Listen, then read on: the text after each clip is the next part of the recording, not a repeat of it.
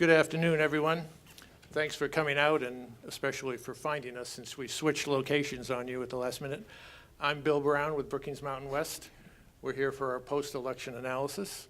Before I introduce my colleagues, I want to give a big thanks to Caitlin Saladino from Brookings Mountain West, who earlier today threw herself upon a busted water pipe with no thought for her own personal safety, screaming, "There will be post-election analysis." So we're here, and to my immediate left is Rob Lang, Executive Director of Brookings Mountain West. Then we have John Hudak, Senior Fellow at Brookings. Further down the table is Rebecca Gill from the Political Science Department here at UNLV. And on my far left, which has no political meaning whatsoever, is David Damore, the Chair of Political Science here at UNLV.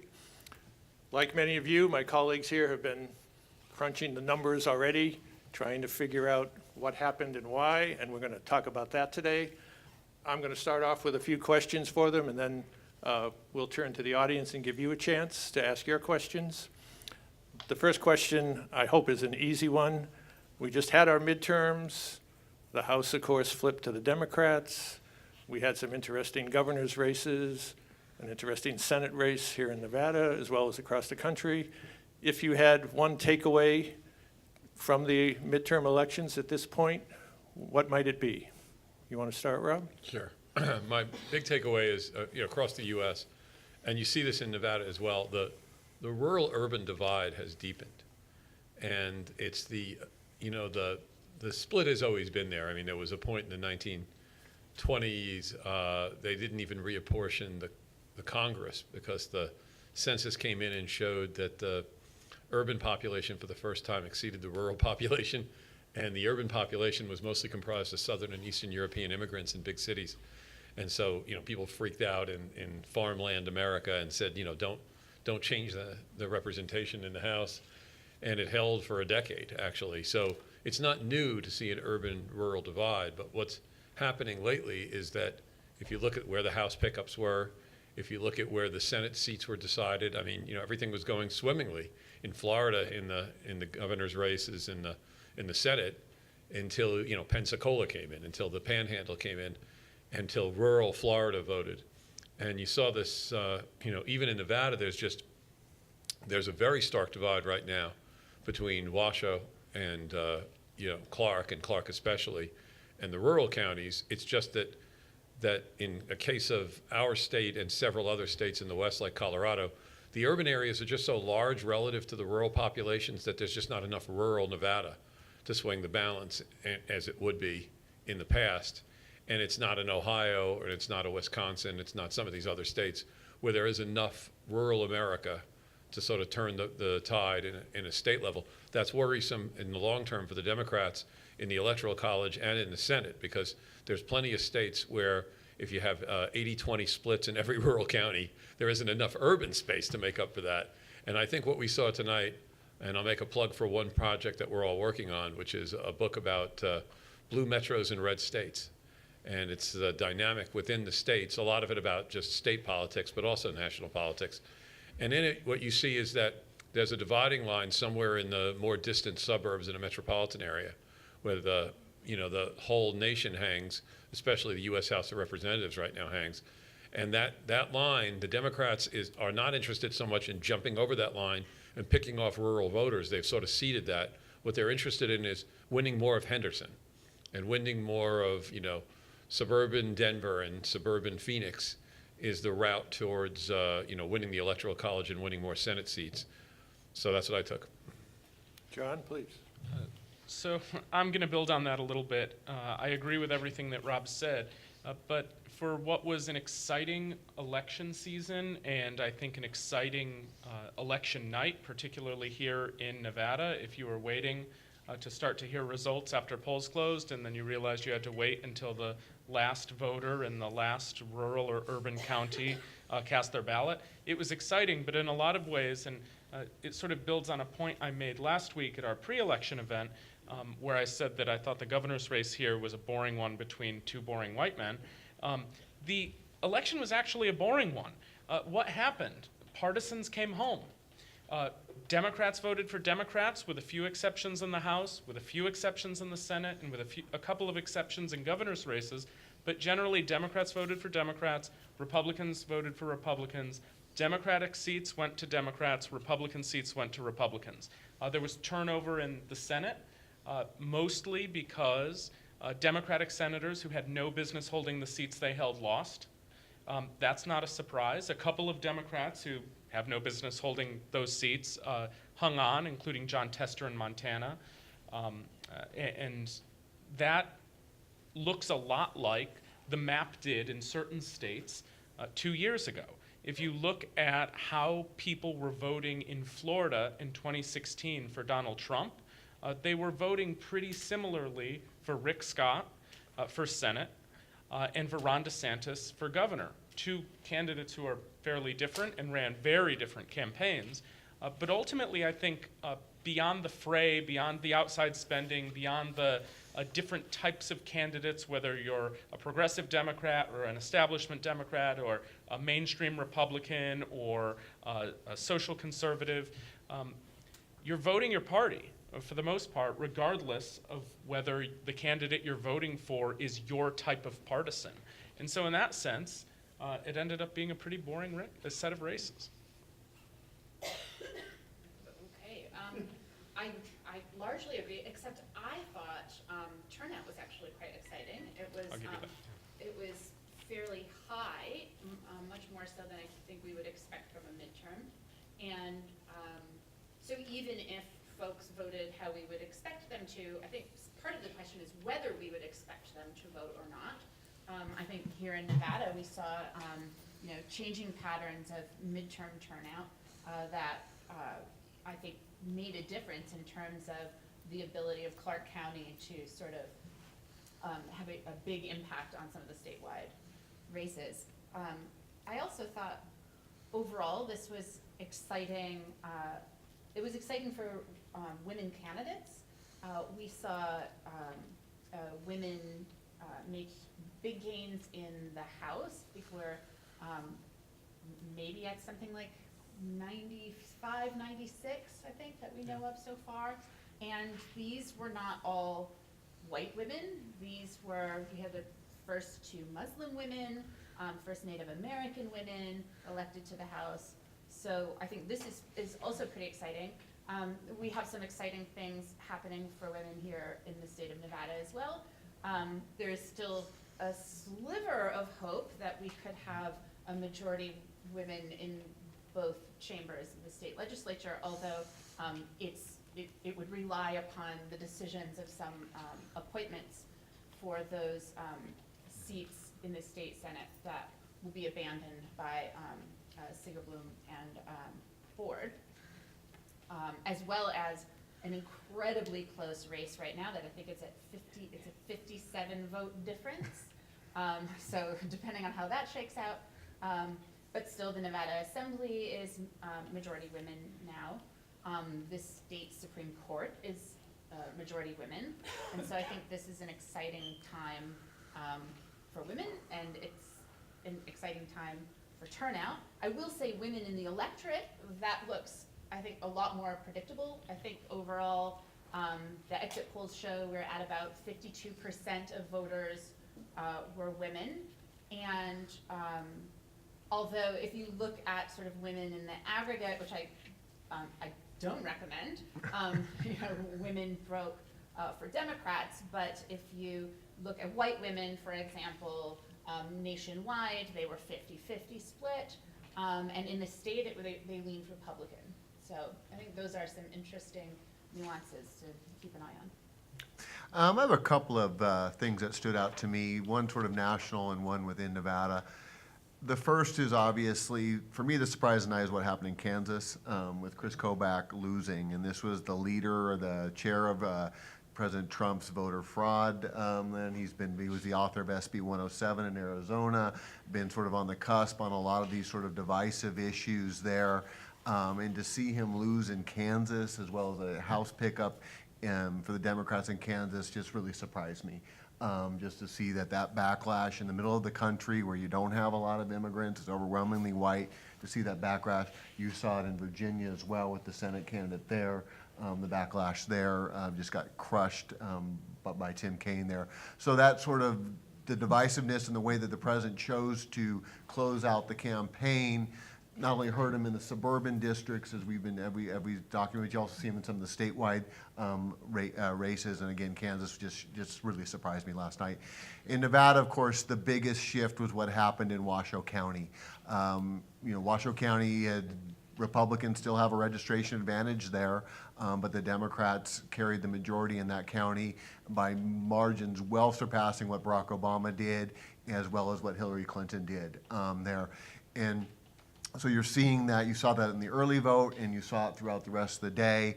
And it was just really stunning to see a state, or that region of the state, which had been, the Democrats said, oh, we'll just keep it even in Washoe, and of course win in Clark here. But now you're seeing the two urban parts of the state of Nevada decisively going for the Democratic Party there, totally canceling out the Republican advantage in the state, in the rural counties. Republicans came out of the rural counties plus 50,000 votes, and they weren't even anywhere close in any of the top races. So just the influence, building on what Rob said, is just how much the urban counties now in Nevada are exerting themselves and breaking in Washoe County the way they did was just pretty stunning. Bill, if I could just add on to something Rebecca said that I think is so important about turnout. There was no guarantee that last night worked out the way it did for Democrats in the House, for Democrats in a lot of Senate races, certainly for Democrats in a lot of these governor's races. This could have easily been a 2014 midterm, but it looked a lot more like a presidential because of turnout and because of who was turning out, non-traditional voters, non-traditional midterm voters going to the polls. So I pulled some data before we came over to put it into perspective. In 2010, Nevada voter turnout was 38.7%. In 2014, it was 45.5%, and last night it was 62.1%. To put that into perspective, so 855,981 Nevadans voted last night. That is an addition over 2014 that is equal to the size of every eligible voter in Washoe County and Carson City. It's the equivalent of everyone in those two places going out to vote after not having voted in 2014. It is a massive increase in vote that was spread across the state, was largely concentrated here in Clark County, and meant that you are sending a new United States Senator to Washington and two female House members who would not have won but for those changes in those demographics around turnout. And if you look at that, right, Clark in 14 was 340,000 voters at 680,000. So you're essentially doubling the turnout in Clark between 14 and 18. And to pick up on what Dave said about Washoe, what's interesting is Catherine Cortez Masto only won one county. And she just won Clark. It's the right county. If you're going to win one county, win one with 75% of the people in it. But in the we did a version of this. Some of you in the audience were probably at this, where we did a pre-election preview, and we were discussing the fact that, if Washoe County becomes anything like Clark, if it's not quite Clark in terms of the size or even the percentage that the Democrats win it, that's understandable. But if it starts to just trend to look like a little mini version, smaller in population, a pale blue rather than a deep blue in terms of politics, then there's just not enough rural Nevada left. And you saw that last night, because rural Nevada performed, and it performed pretty well. I mean, there were numbers early in the evening when you started to look at Lyon County and places like that. Some of the first numbers coming in were, wow, this could be trouble. And that was all put to rest. When the Washoe vote rolled in, that was the end of it, because there's nothing left after that. And that's the real surprise. And that's what you get when you invite all those nice California companies in. And you say, oh, please, California, please open businesses in northern Nevada. And they did. And guess what? They bring California with them. And here's the thing. When you run against Californians in a state loaded of expatriate Californians, watch out what happens. And that was the message. The message was, my God, don't fear the migrant, the caravan. The Californians are scarier than the migrant caravan. They're really something to be afraid of. Yeah, they're going to bring Tesla and Google and eBay to your state. And here's the point about Californians that move. Does a typical Californian leave the Golden State and move to the Intermountain West? You know, probably not. Perhaps it's a person that's concerned about taxation. Perhaps it's a person that's, you know, paying too much for housing, that they want lower costs, lower regulation. But when they get here and they surrender their license from Los Angeles County or Orange County or from San Jose or from San Francisco, they don't give up all Californianness. What they give up on is, you know, I think that we need to do California better. We need to do it over in Nevada at lower costs. But they don't give up on a kind of progressive view towards inclusion, women, you know, marijuana, you name it. And so when you run and you act as this is 1950s Nevada, and you run in places where the Californians have been swept in, not just here where we've always had greater share of voter eligibility among native-borns to California than to Nevada, 3-1 actually, but what you had is a surge of population and business and opportunity in Reno, and I think you finally see the politics of that. The outcome is if you bring enough tech industry in, you bring enough of San Francisco in, you bring enough of, you know, folks in from Northern California, you're going to wind up with a Washoe County that you can't count on to win Dean Heller. Let me see if there's anything more to be said about turnout, because we talked about that at our pre-election analysis, all the early voting, which looked impressive. It also, of course, occurred across the nation as well as here in Nevada, and I won't urge anybody to vote. And again, it's a little too late, but we saw that here in Nevada. I mean, I saw a number where one polling place here in Clark County in early voting exceeded all of rural Nevada's early voting. I mean, again, keeping with this discrepancy you're talking about. We had early voting, but we had people in lines waiting to vote well into the night on election night. We had this midterm election turnout. Is that an aberration because of just where we are today? Anyone? You know, I think a couple things here. Right, we know competition drives turnout, right? And you had competitive races, right? One of the stunning things about the gubernatorial race is we actually had an election, right? We had a campaign. We talked about this last week. Nevada typically anoints their governor, so we don't have gubernatorial elections. This was a somewhat competitive gubernatorial election there. So that brought it out. Obviously, you had the Heller-Rosen campaign. That drove a lot of interest in the race here. The other thing that you had there was you had the RNC come into Nevada and actually put resources into mobilization, something they've talked about but never really did. So you had that on the R side. You saw that particularly in the early mail in the rural counties, a lot of mail balloting. That was really a key part of their strategy here. But what we saw here was, of course, the Democratic machine. Harry Reid may be retired, but the machine is still kicking, right? And particularly, Culinary Union is unmatched anywhere in the country for getting people out. 14, they were not as aggressive, not as much at stake here. You saw what was at stake here. We did some polling for Latino decisions there, and there's still, you know, Trump drove a lot of that as he did in 16 as well there. So his willingness to insert himself into the race the way he did, and with his messaging, certainly fired up, you know, some of the Republican voters there, but it also made the Democrats' job a lot easier in a state like Nevada. Yeah, I think that's right.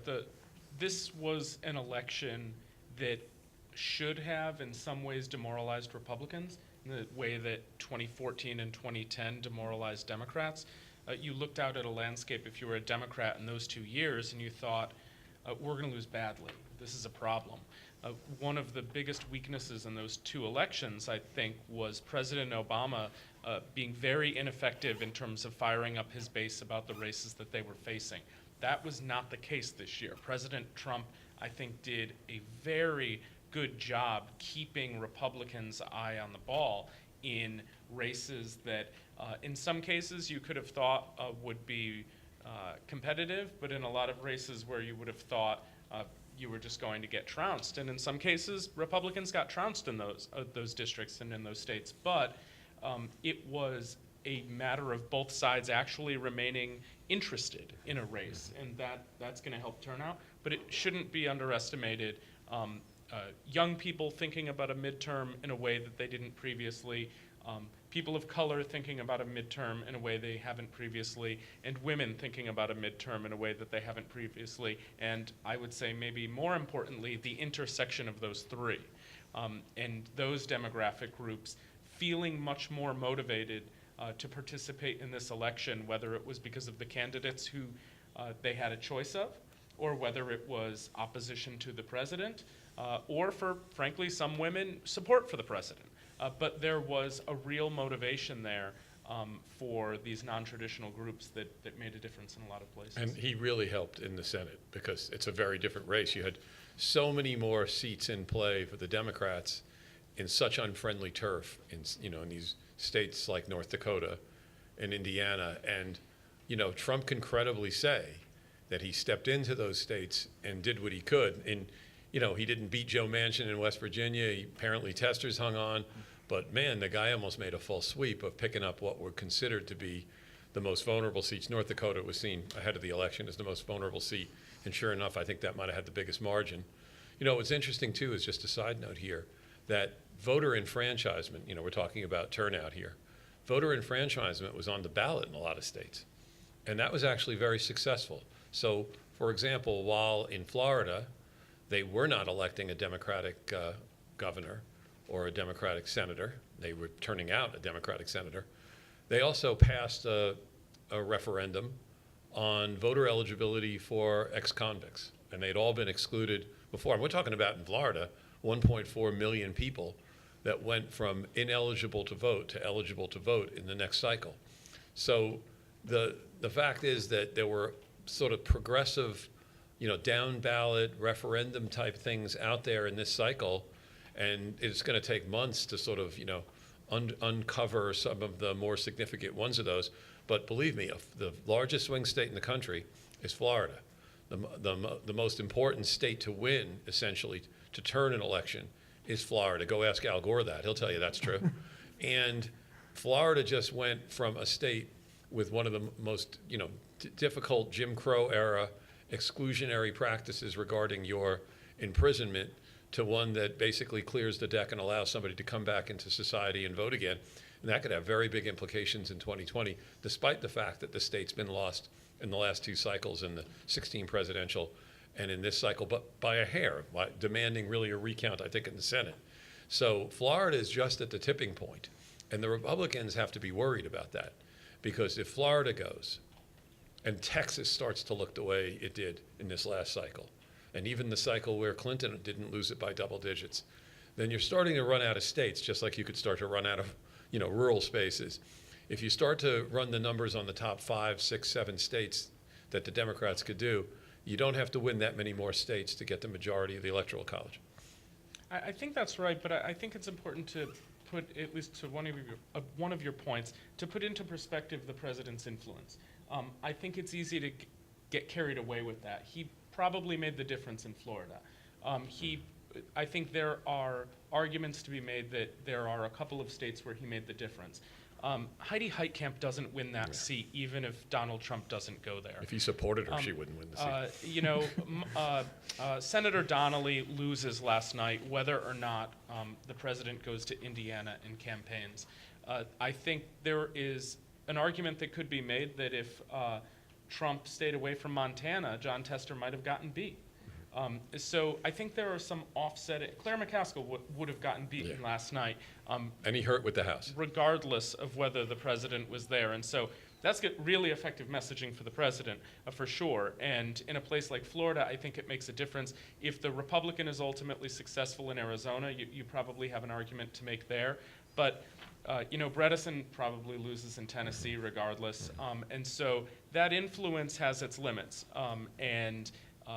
For Republicans, I think they need to think more deeply about the president's effect in those states rather than taking the narrative that is already building around the president's influence. Because come 2020, if the president was actually a very limited influencer in terms of Senate races, and you are believing the opposite, it can harm you as a candidate for office, especially with him at the top of the ticket. And so I think Republicans need to be very careful about how they interpret both the broader results, the individual results, and the president's role within both. Yeah, and in the House, if you're a suburban swing district Republican, you were hoping this guy was in a witness, relocation program, and he wasn't. So what he did is he thought he helped with the Senate, and he said, I'm helping with the Senate. But he, the House leadership came to him and said, what are you doing to us? This is exactly where we're going to lose because you've spoken out so aggressively towards women and minorities. Let's talk a little bit about some of the interesting House races that you might think about. And it fits into this sort of urban-rural or suburban wave that some people have talked about. The Democrats won House seats in the Midwest where they lost, you can argue they lost the presidential election. They won a seat in Houston. Of course, you had the interesting Senate race going on there. The Democrats won a seat in Oklahoma City. I mean, that in and of itself is probably worth a book or two. What about the dynamics in the House races? I think what stood out to me was Pennsylvania. Pennsylvania was very interesting because that was where they had to redraw the maps. And the Republicans had done quite a gerrymander in that one. And you see under neutral maps, the Democrats picked up 4 seats in one state alone. They also managed in Virginia to pick up 3, which is still a Republican gerrymandered district there. And speaking to Rob's point about democracy being on the ballot, a number of states supported nonpartisan redistricting. It's something, so that is a growing movement there. Obviously, in theory, that would help the Democrats moving forward here, given the demography and the population changes and where it's going to be here. But for me, that was what stood out in Pennsylvania. You put fair maps on there, and all of a sudden, the Democrats pick up 4 seats, which was, almost a quarter of what they needed to get to their majority, more or less. Yeah, and I think in addition to that, I'm kind of building on this conversation about turnout and about the role of the president. I think, what happens with the House races is that when the president shows up, the president ends up constraining so much of that message for the Republican candidates, whereas the Democrats have a lot more flexibility in terms of being able to package a message that suits their district well, instead of having to defend themselves against, this kind of range of criticisms that come from the messaging of the president. And so I think that left the Democrats more nimble in terms of their messaging to be able to tailor that to what was important locally, and they had a lot more kind of trust. They had a lot of money as well, which helped helped to take that more individualized or more localized message and actually successfully reach voters with it.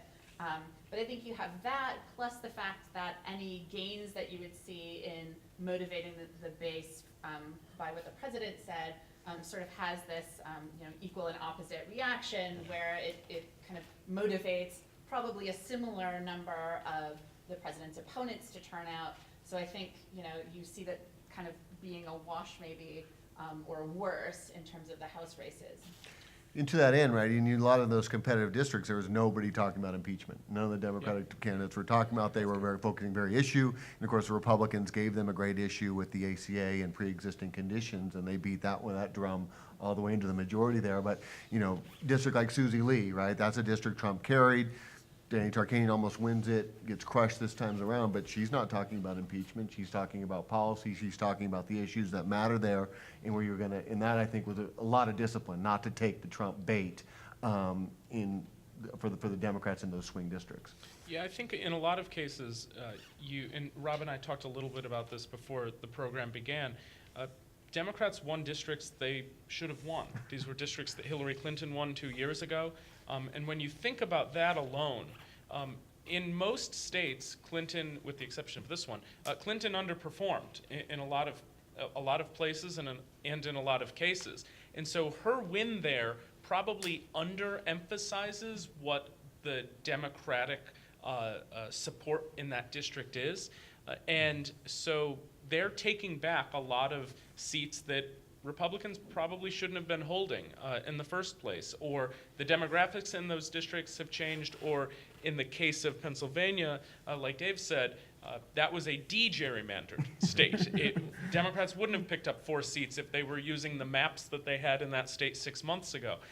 But then The question Rob and I were talking a little bit about before the program was, what happens to the House in 2020? I actually think that it's not going to be a powerful swing election in the House, of course, depending on what happens with the president and depending on who the Democratic nominee is, because you don't have a lot, neither party is going to be really overexposed, right? Overexposed is this idea that you are holding a bunch of seats in the House in this case, that the other party has a lot of strength in those districts.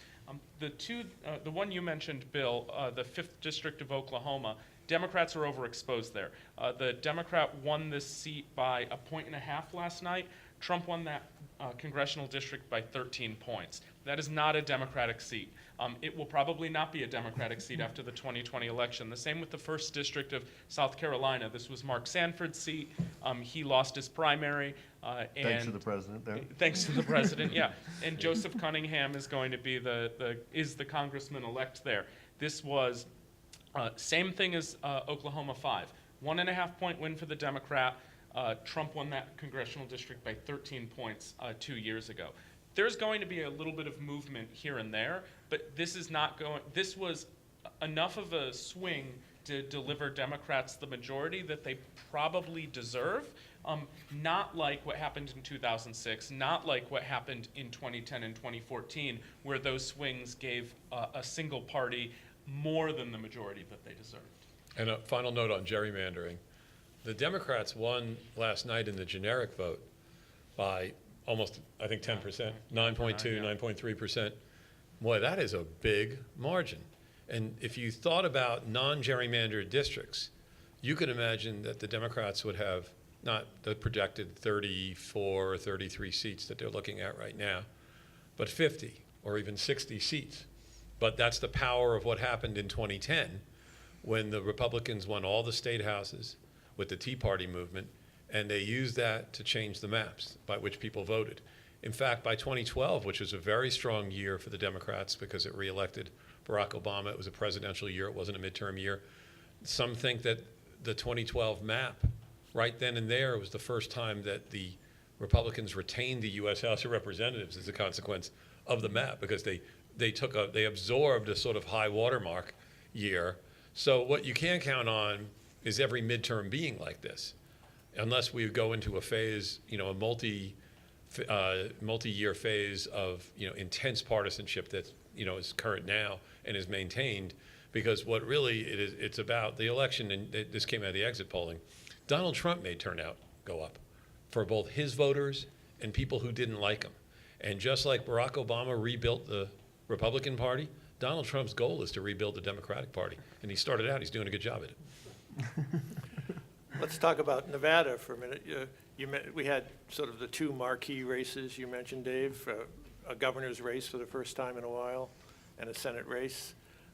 We elected a Democratic governor for the first time in quite Since a while. 94. Yeah. And Rebecca and others mentioned the diversity of the turnout. All you people from UNLV are probably aware we're sitting at the most diverse public university in the country, in a very diverse city, a city whose diversity is going to match the nation's by the year 2060. Las Vegas's diversity is where the entire nation will be in another 30 plus years. Will we be sitting, at the risk of asking for a prediction, which I don't think I am, but I apologize if I am, but will we be looking in 20 years back as this election for Nevada as a sort of line of demarcation where voting shift changed? I mean, Rebecca and I have been writing this. We've been doing a couple things on swing states, and we always sort of hedge on that. But yeah, the fact that it's a midterm, and it was, an even stronger outcome than it was in 16. You go back to 16, none of the candidates got anywhere near 50%. Hillary didn't, right? Cortez Masto didn't, Rosen didn't, and Ruben Kuhn did not get 50%. Now, all of these are pretty close to 50% there, so you're seeing even more of a Democratic input there. And the thing I'm caught in when looking at Nevada is the Republicans had a path forward to address the state's changing demography. It's the Brian Sandoval model, the most popular governor in the state.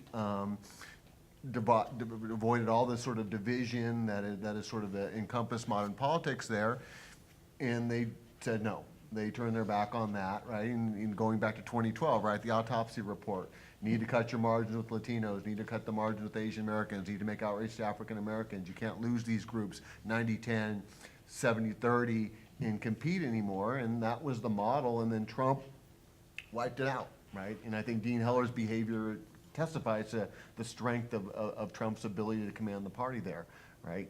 Heller was never, he wasn't for Trump, got the cold shoulder, right? And then all of a sudden, the only path forward for him was the Trump path forward. It just didn't work, and it's not gonna work in a state like Nevada. So there was a model for the Republicans. It was the Brian Sandoval model that has been abandoned. Question, will that return? And the fact that Steve Sisolak is sort of taking the Sandoval model and mantle, if you will, is just sort of very, very stunning, that there was something there and they just simply went the other direction. Well, that's it, right? I mean, Adam Laxalt was harder on Brian Sandoval than the Democratic nominee was. You're looking at one of the most popular governors in America, and the would-be Republican successor ran as far away from him as possible. I mean, I'm not a political strategist, but that seems like a really bad political strategy to me. To your question, I think you can look at this election and say there is a demographic turning point that is going to favor Democrats in the future in a way that you saw a lot of in 2016, but maybe wasn't quite there.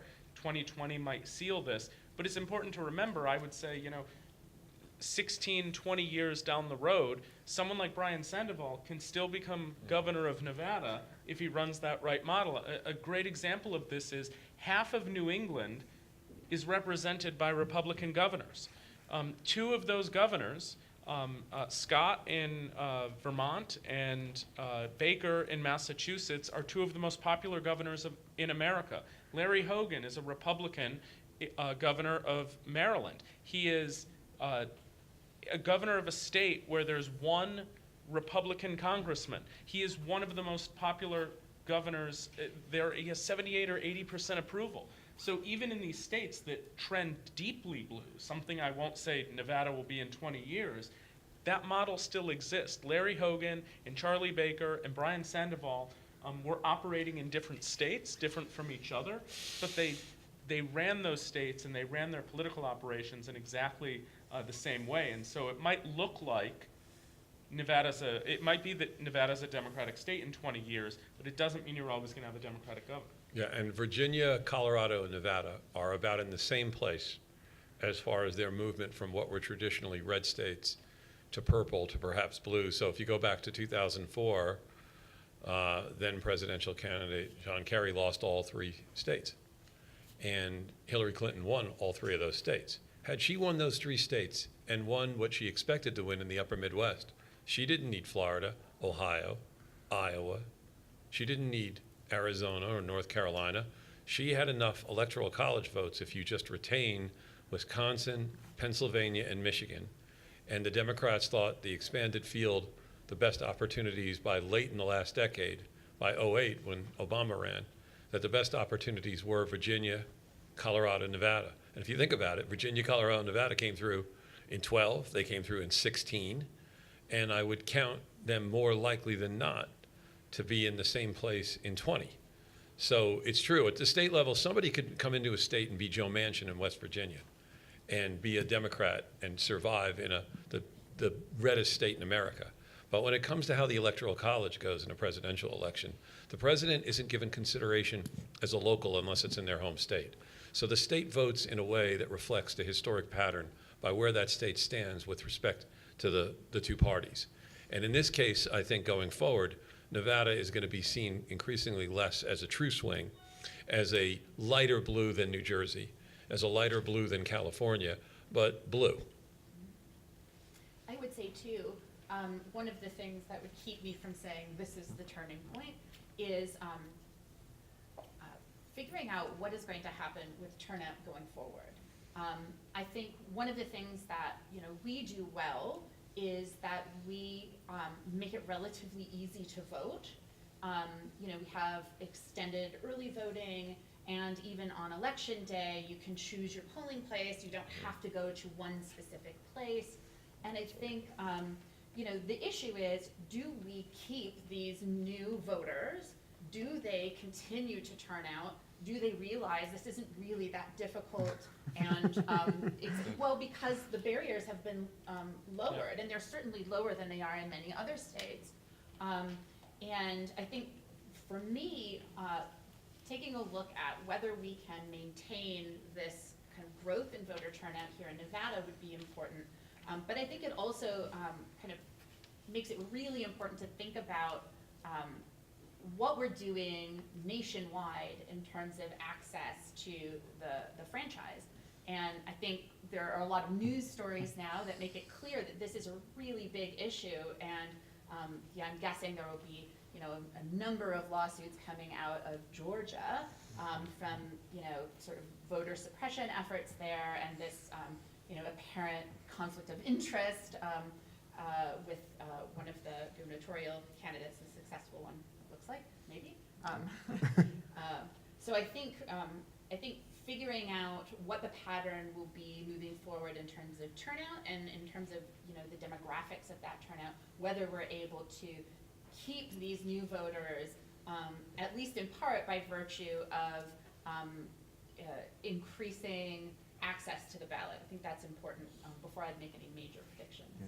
It's like that 2 points there, right? And remember, we passed automatic voter registration yesterday, so that'll change it there. It's also important, we're talking about the high turnout here. Nevada's still going to be well below the national average in turnout. Let's just keep that in perspective there. There's still a lot of room to grow the Nevada electorate through voter registration and then ultimately between the turnout. So even though we're talking about a high water mark for midterm elections, we're still be below the national average. To that point, in the previous midterm of 14, we had the reverse, right, where we had low voter turnout, and we had a Republican sweep through statewide offices. I mean, I think those are correlated, Bill. Right, well, and in fact, the Attorney General was elected, and he lost Clark and Washoe, something that we'd find hard to think about today. Hadn't happened since the 20s, I believe. So last night, we had Democrats win many offices. I think it was Barbara Sagaski was just announced as the winner of a very close race for Secretary of State. So that's all turnout driven?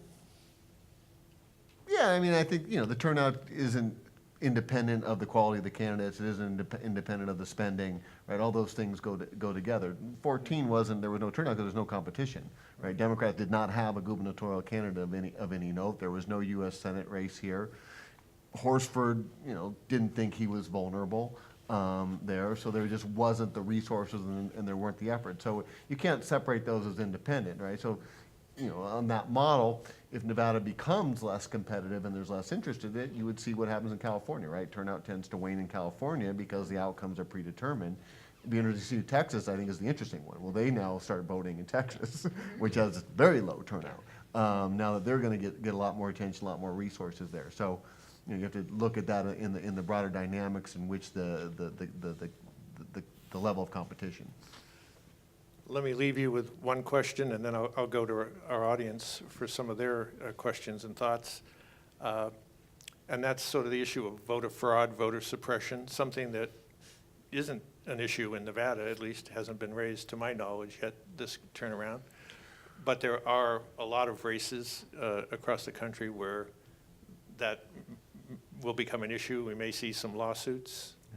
There's one point to note in Nevada on that, though. This was the first election cycle, and I think Sandra can correct me on this, where you had a polling location for Native Americans. They had sued after not having access to voting, having driving 40 miles to vote. So that had been a lingering issue, and that was addressed here. But yeah, in general, I think we run some of the best elections in the country. Yeah, distinguishing between fraud and suppression is an important point. Fraud effectively doesn't happen. Suppression happens all the time in a lot of sinister ways. And one of those gets a lot of attention in terms of getting addressed, and the other one doesn't get as much attention as it deserves. I think a lot of the ballot initiatives we saw that expanded enfranchisement are going to help with these, but we were talking about the Georgia governor's race. I think every state in America should design a system that says if the Secretary of State is running for another office, the Secretary of State has to put up a firewall between him or her and the administration of elections. That is a big part of what a Secretary of State does, but not the only thing that he or she does. And it's not to say that every Secretary of State who runs for higher office engages in this behavior, but we know some do, period. We know it happened in Georgia. There is irrefutable evidence that the likely governor-elect of Georgia did everything he could to stop black people from voting. And I don't use those words lightly, but it happens. And so if this were a business, if this were a university, and if this were the Brookings Institution, those conflicts of interest would not be allowed to fly, but in the administration of American elections, they are allowed to fly all the time, and it's a disgrace. And I would just say, this is why I miss the Voting Rights Act. Amen. Oh, we fixed all that, that's okay. Yeah. Racism's gone. The Supreme Court essentially did away with the pre-clearance formula, and the Republican Congress did not Reauthorize. yeah, they didn't reauthorize it, they didn't adjust it, and so now we're left with this, structural problem where states can sort of just change things in the middle of the game, close enough that you can't fix it in time. I don't know that there would be much traction outside of the House of Representatives, but I would be very surprised if that's not one of the first things that they at least pass is, a new pre-clearance formula.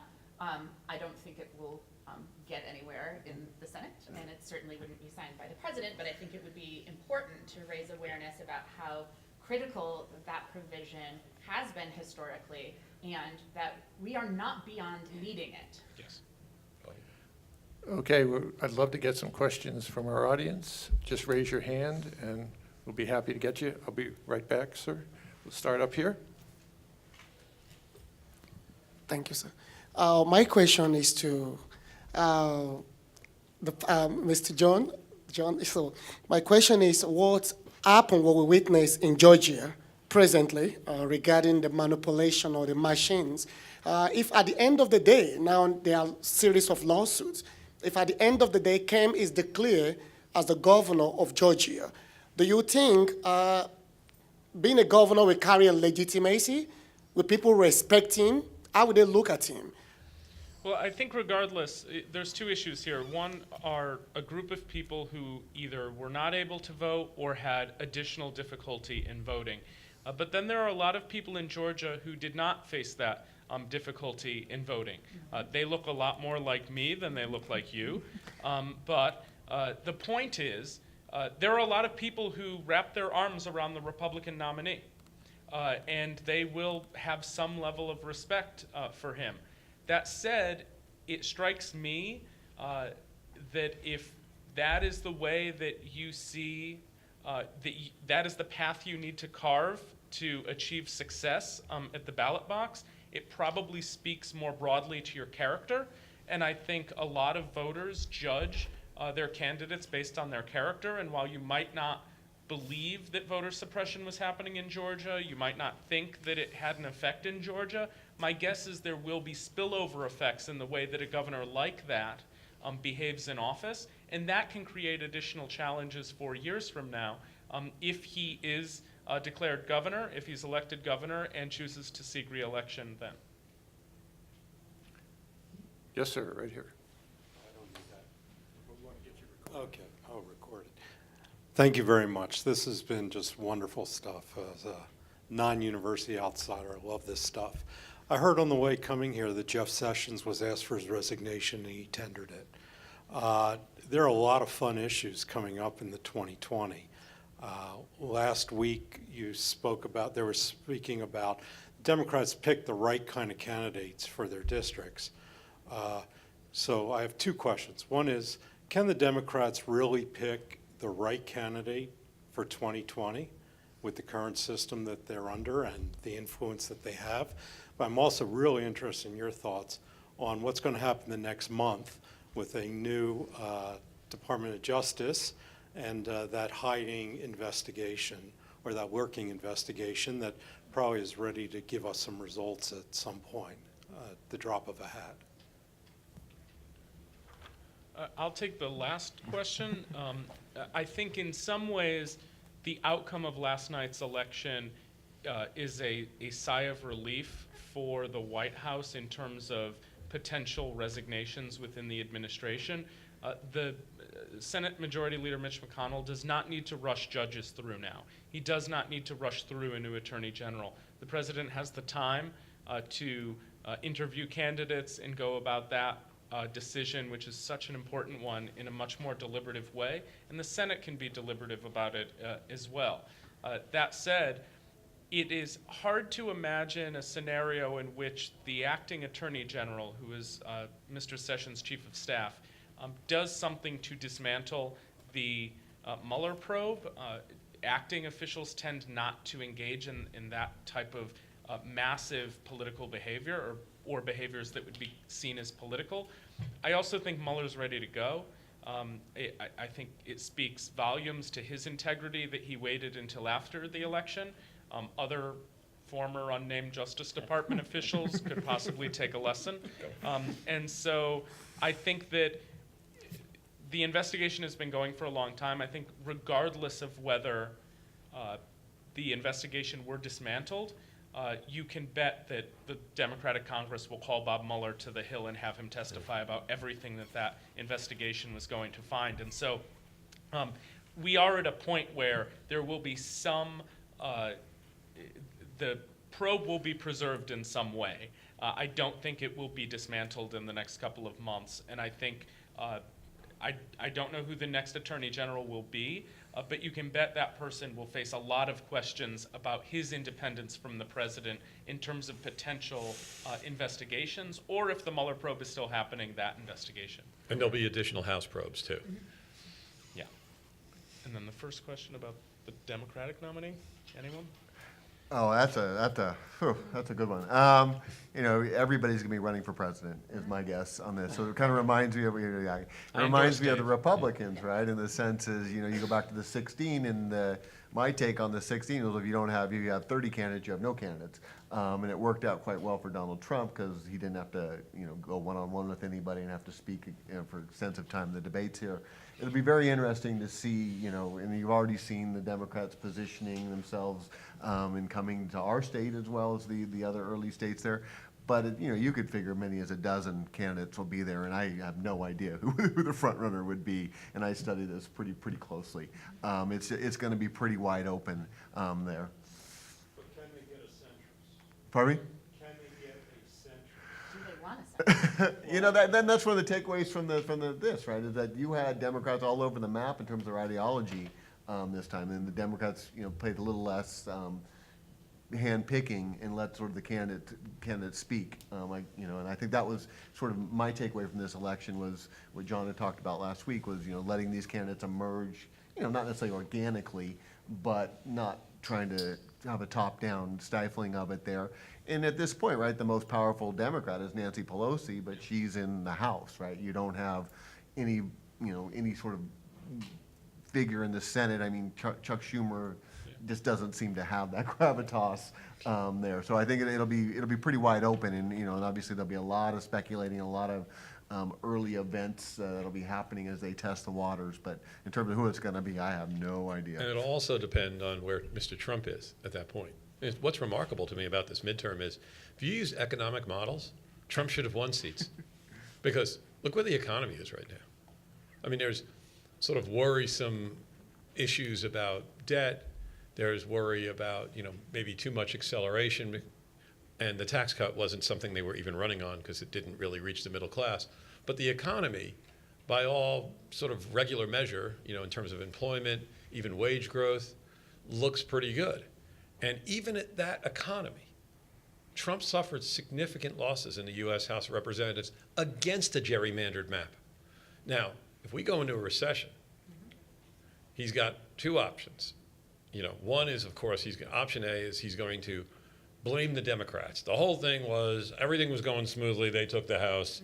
And one of the things the Democrats knew is when you took the House, as they did, they're going to be a target in a way. You know, finally people will know who Nancy Pelosi is. People have forgotten about her. Who's this Nancy Pelosi person? Well, when she's Speaker of the House, they'll know who she is. She'll make a better villain for the Republicans.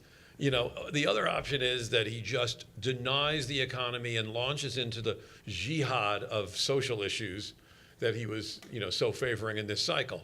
People were surprised in this cycle that the guy didn't just talk about the economy the whole time.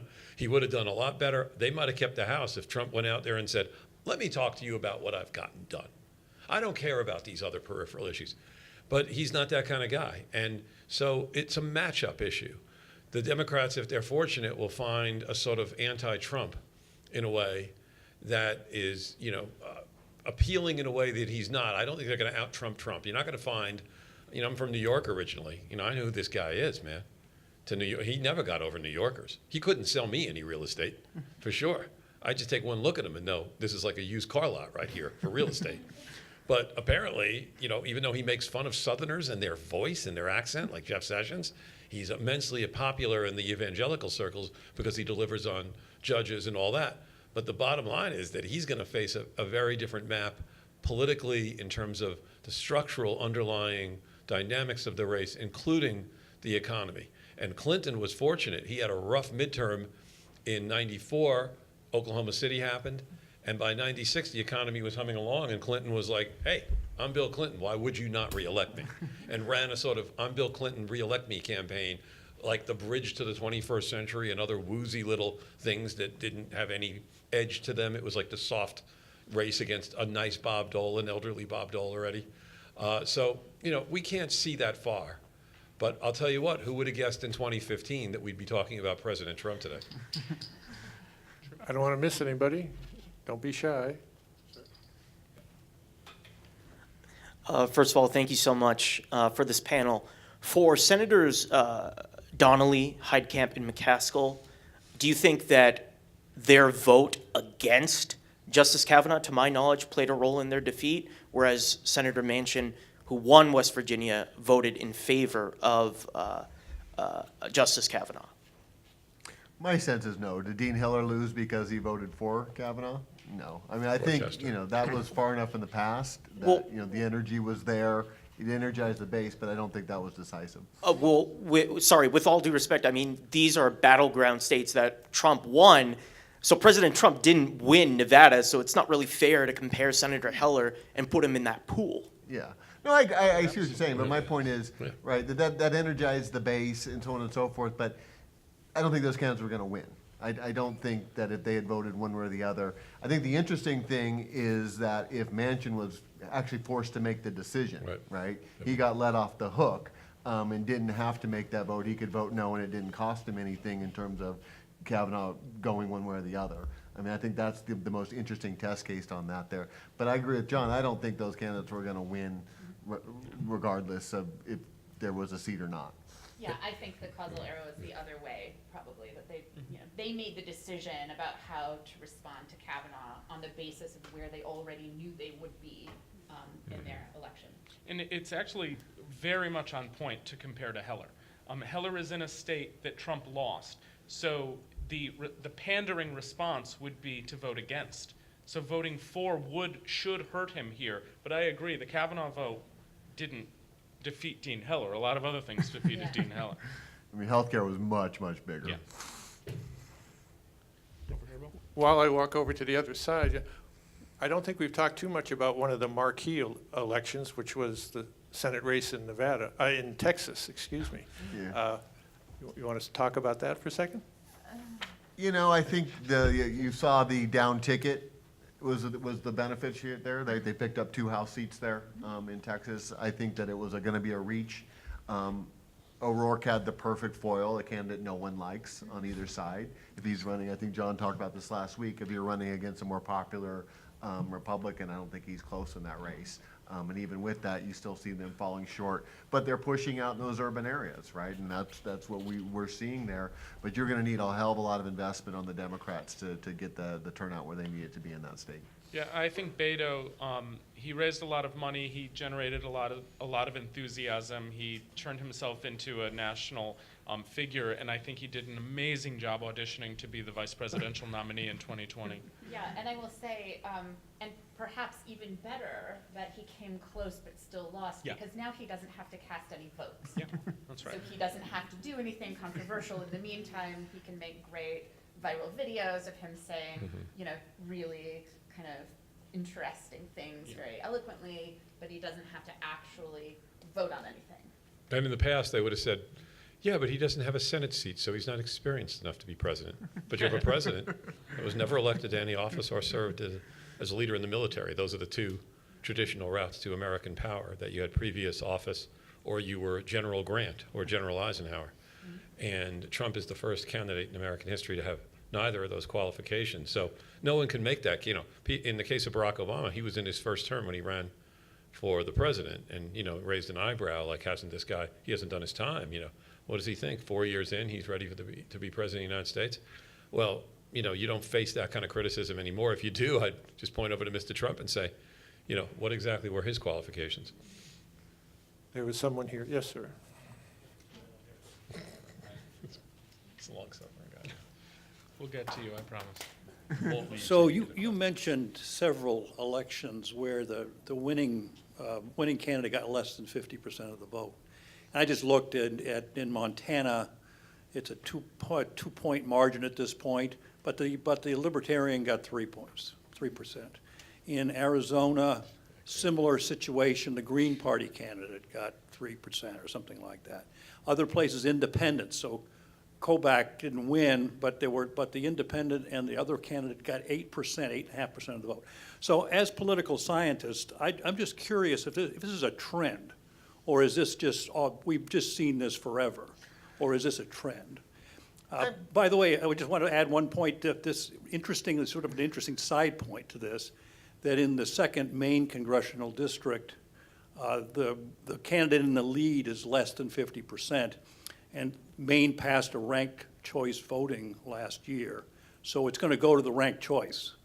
And it will be interesting to see, I think, how many people actually took advantage of that, who voted for the other two parties, and then listed one of the two major parties as second or third choice. I thought, you know, in the case of Nevada, I thought that the none of the above would be a little bit bigger. I think there was a lot of people who were turned off. You know, you hear that, all the negative ads, I'm not voting, or I'm going to vote none, but it was really small. The Ryan Bundy was a non-factor for the most part, didn't cost Laxalt a whole lot. So, you know, compare that to 2 years ago, right, where you had the Libertarian had a much stronger showing, and none of the above was bigger than the margin between Clinton and Trump there. So I think it's variable depending upon the race. You know, in the case of some of the southern states, right, you have to get the 50%, otherwise there's a runoff. We don't have that here. But I think, you know, a lot of people are disaffected with the major parties. They don't like the campaigns, they don't like the candidates there, and it gives them that outlet there, and it can be the difference maker, but it also gets people participating who might otherwise be totally turned off. So I don't see a problem with it. And I do think it's something that's not new. You know, we've been having this. I grew up in Connecticut. To put into perspective, the Democratic nominee was declared the winner in Connecticut. He will not reach 50%. The last Democratic nominee for governor to get more than 50% of the vote in Connecticut was in 1984. You think of it as a pretty traditional state, though a traditionally Democratic state, though it really wasn't in 1984. But it's been that long. In large part because there's a two-term governor there right now who's retiring. He was getting elected with 47, 48% because of these minor parties. It's politics as usual, and we're going to keep having it. Yeah, and Bill Clinton got elected that way with Ross Perot. And even the 2000 election, which was razor thin, had Ralph Nader in it, who was, you know, pretty small compared to Perot, but probably tipped the balance in key states like Florida.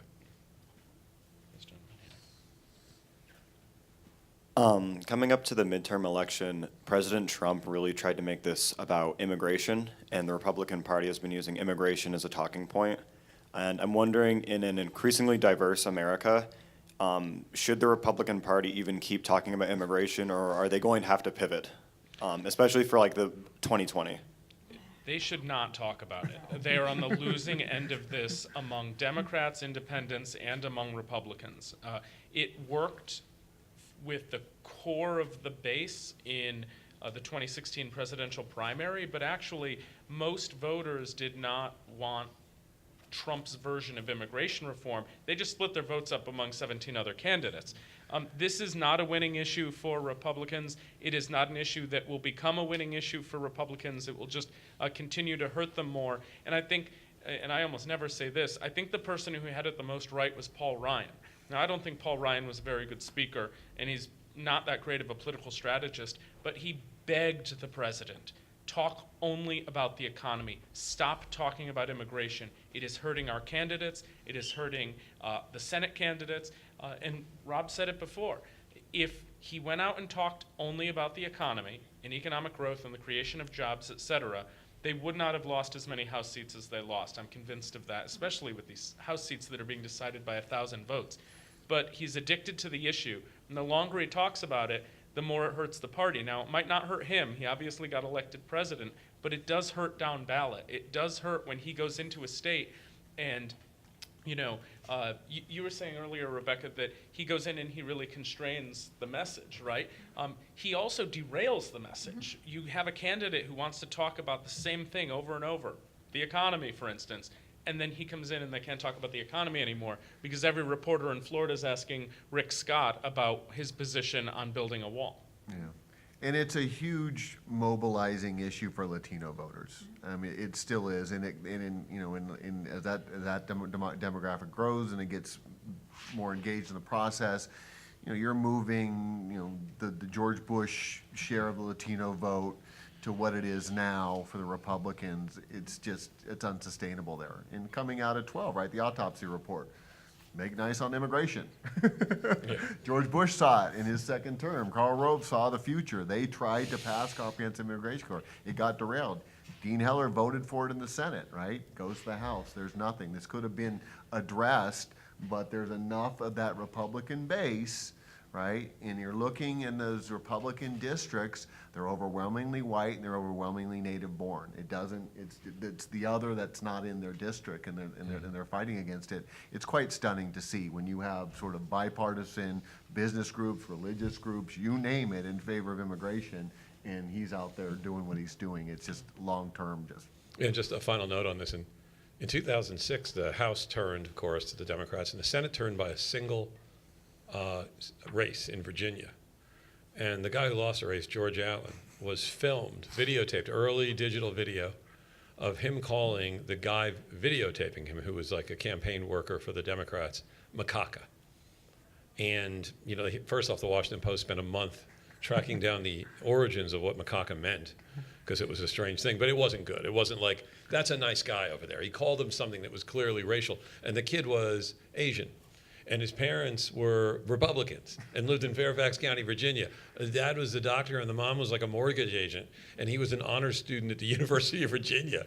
I mean, this kid was the American dream, and he gets derided by a candidate, and that video sunk Allen. And with Allen, the Democrats took the Senate. Harry Reid was the majority leader because of macaca. So I think you might want to stay off that one for a little while. Yeah, I do think that, I doubt that he will. I mean, I don't think that he knows more than a strategist, I suppose. And so I guess that would give me, some of the information that I would need to predict that we manage to maintain some of these new voters and perhaps, get that voter turnout even higher. Well, while I walk over to you, sir, elections, I know sometimes are boring, John, but they also give us some oddities. We had a person who, for the first time in 173 years, someone who had served as governor of one state was elected senator of another. And of course, here in our own state, we elected a deceased candidate, which is going to present some challenges for the state. Yeah, I would like to say something about that, though. And it's a kind of a funny story, I think, that people make fun of Nevada because they, elected a deceased brothel owner. And the brothel owner part is, unique, I suppose. Nevada. But the mechanics of that are very clear, right? It was either, vote for the other candidate who doesn't represent the ideology of the district at all, or vote for the deceased candidate as a placeholder so that the other, county government that does reflect that area, that district, could then replace that person. And so it's not that these voters were just so dim-witted that they couldn't tell that this person was not alive anymore, but it is a strategy that makes some sense. And so I hope that people will stop, sort of making this into this big, look at them, they're so silly kind of argument, because it's actually a pretty reasonable thing to do if you're in that district. If he was alive, they just would have talked about a brothel owner got elected. He had the Yeah. misfortune of dying in the process, Right. making it even more interesting. They're never going to stop talking about Nevada that way. And the fact that he passed in the seat still saves Republicans, saves the Republicans having to deal with him up in the legislature. Yeah, they're- Yeah, Because we're it would have upside sucked a lot of oxygen, a lot of media, and now that won't be part of the story up there. With respect to Senator-elect Romney, though, it's an interesting situation. He walks into the United States Senate with spectacular legitimacy from day one. He actually has a model of behavior, and that's Hillary Clinton, about how to go into a legislative body, specifically the U.S. Senate, with tremendous partisan gravitas and be successful in that role. And that role is keep your head down and be a workhorse. I think he's going to have a lot of pressure to be the thorn in the president's side from the Republican Party, and whether he chooses to do that, I mean, he's done that already. It's not clear whether he'll fall into line as another Republican senator, whether he will participate in the way, participate in the institution in the way that Clinton did after the 2000 election. But he sort of has two paths to go down. I would say one of them is probably much more successful for him, and that is keeping his head down and working hard for Utahns. But if he decides to be the more show horse kind of senator who is the president's co-partisan critic, like we were saying before, you're not going to out-Trump Trump. And if anyone in the Republican Party cannot do it, it's Mitt Romney, There was a question here. the man in the good hat. Sorry. Hello.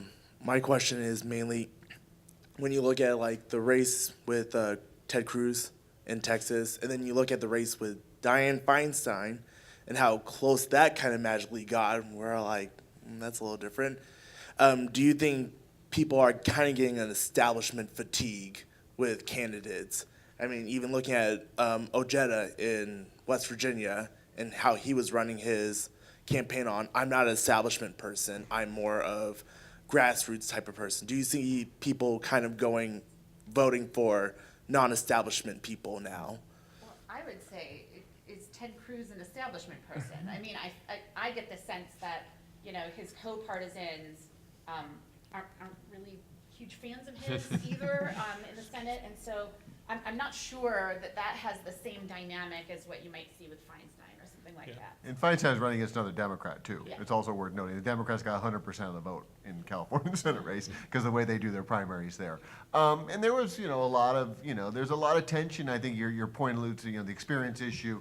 Politics is the only, Carol McCaskill said this last night, so I won't credit her, but it's the only job in the world where the less experience, the better, in the eyes of the voter. But the issue about Feinstein is like a broader one the Democrats are facing, and that is their leadership structure is very old in their party, and they're trying to engage the new voters here. The question is, how do they work that internally within the House, within the Senate, in terms of how leadership and power gets distributed among there, and that's going to be a challenge from them. They've been out, they haven't groomed a lot of the young leaders. That's one thing the Republicans have done really well, is they brought along the next generation, put them in leadership. I mean, Speaker Ryan's younger than I am. I mean, you're thinking about Dianne Feinstein's older than my dad. And everyone else in the United States Senate. Exactly. Yeah. So, I mean, I think that's the challenge for the Democrats is their leadership is really old and really white, and their party's not. And how are they going to make that difference in terms of bringing along the leadership? Yeah, and even their party in government isn't really Yeah. Old and white anymore. Yeah. No, it's not. And it's important to remember, incumbents last night were reelected at a rate well over 90%. And most of the seats that changed hands were open seats. There were obviously defeats. There were defeats on both sides. A couple of Democrats, incumbent Democrats, lost. But compared even to 2010 or 2014, there was not as much incumbent fatigue this year than you saw in those years in terms of the sheer number of incumbents who were losing seats. So yeah, I think that's a really great slogan. You know, let's throw the bums out. You know, this person's been serving for too long. But usually it's that person in that state over there's been serving too long. But Dianne Feinstein's actually okay for us. I mean, that's sort of the approach that I think a lot of voters go with. Last question, anybody? Then, at the Can I risk, ask one question to the panel quickly? you may. So, you know, it looks good for Speaker Pelosi because she won. And, you know, she was in the wilderness and she's likely to be the speaker. But I hear a lot of grumbling about the Senate Majority Leader's management of the Senate, because, especially with respect to the way he's let judges go through without badgering the other side, the way Mitch McConnell had almost perfected. It's an art form. And I'm just curious as to whether or not you think there's any, you know, reasonable challenge to Schumer's leadership, or he just coasts on this. It was not a blowout. He lost some seats, but there was so much asymmetrical risk that it was anticipated he'd lose some seats, despite the fact that he's not as effective a minority leader, I'd have to say, objectively, as Mitch McConnell was in a minority. I think the people who it would have been hardest to vote for Schumer for leader lost last night. And so I mean, He's you know, he's solidified. And who's next? I mean, they jumped over his deputy and Harry Reid's deputy the last time, and I don't think Elizabeth Warren wants the job of Senate Minority Leader while she's running for president, or Cory Booker, or Kirsten Gillibrand, or the 75 other Democrats running from Congress. They don't want that leadership issue, whether it's in the House or in the Senate. I think a lot of House members are happy to give the reins back to Nancy Pelosi, and a hell of a lot of Democrats are going to be happy to have Schumer do that again. Right, and those guys are, both of them are rainmakers for the party. Yeah. At the end of the day, and that's sadly the path to leadership in this country is you're willing to fundraise. And, you know, California and New York are pretty wealthy states, and they're tapped into those fundraising networks in a way that no one else in their party are. Yeah, financial services for Schumer, certainly. He has that locked down. Yeah, and I don't know what, I mean, if we're talking about the two most recent appointments to the Supreme Court, I'm not really sure what Schumer could have done more than. No, I meant the federal bench. Oh. He Yeah. lied down on, so, yeah, Yeah. I'm talking about the below Supreme Court Yeah, well, appointments. and I think part of that is that is now a new game for the minority party, because, you know, the filibuster had been removed earlier for the lower court appointments. By Reid. And that, yeah, by Harry Reid. And so I think it's not clear to me what Schumer would have done there either, given that structural change that in that case was brought on by his own party, but not by him. He let them do it by bench. He left, and they left early. And there was a block of judges that were passed through that were quite controversial. And he, you know, some thought it was a good strategic move because he let everybody get out onto the campaign trail. But others argued that making the case against that omnibus approval would have been, you know, a party solidifying move. So, yeah, I'm referring specifically to that. I mean, Yeah. he is not the minority leader Mitch McConnell was. And he might not have the same tools, but Mitch McConnell invented tools and used them that didn't exist. Well, that's not true. He didn't invent rules. But the Well, reality is he bent them. Hard. He canceled. It's a nonsense argument to blame Chuck Schumer, because the premise is if he didn't cut that deal now, those judges would never be seated. And it's nonsense. McConnell's going to get these judges through. What he did was he did the right thing. He let his members go back and campaign, and all he had to pay the price of were judges getting their commission 2 months earlier than they would have gotten their commission anyways. And I think part of that too is this broader theme that the Democrats, as candidates, had more leeway in terms of what they were going to be backed into having to talk about. And I think, you know, this is just another example where, you know, if there had been a big dust up about this, then they might have had to address that, but they don't have to because it became a non-issue. So in closing, we have a couple minutes. Someone mentioned about looking ahead to 2020, and I think we can agree that the 2020 campaign started this morning, right? Last And- when the last person voted in Nevada, right? So with the change we've seen in Congress, we're going to have 2 years to work that out into the 2020 election. As we close, any thoughts on what the next 2 years will be like legislatively or otherwise? Not pretty, unless Trump decides to become a deal maker, right? There's space for him on a couple of issues that he can work. Maybe he cuts a deal on immigration and sells it to his base. Maybe, infrastructure is something there, I think I think there's room for him to work. He's gonna need to claim some credit for something going into the midterm, particularly if the economy starts to slow.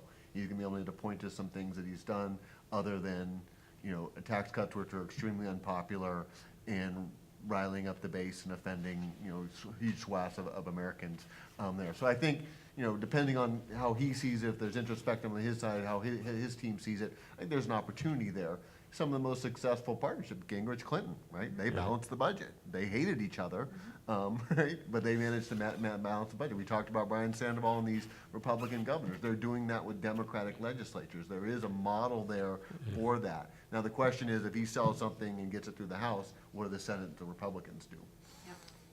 I think, yeah, go ahead. Yeah, I think this will be an interesting opportunity for the House Democrats to start, because they can largely pass things without having to, without knowing ahead of time that these are not going to be signed into law.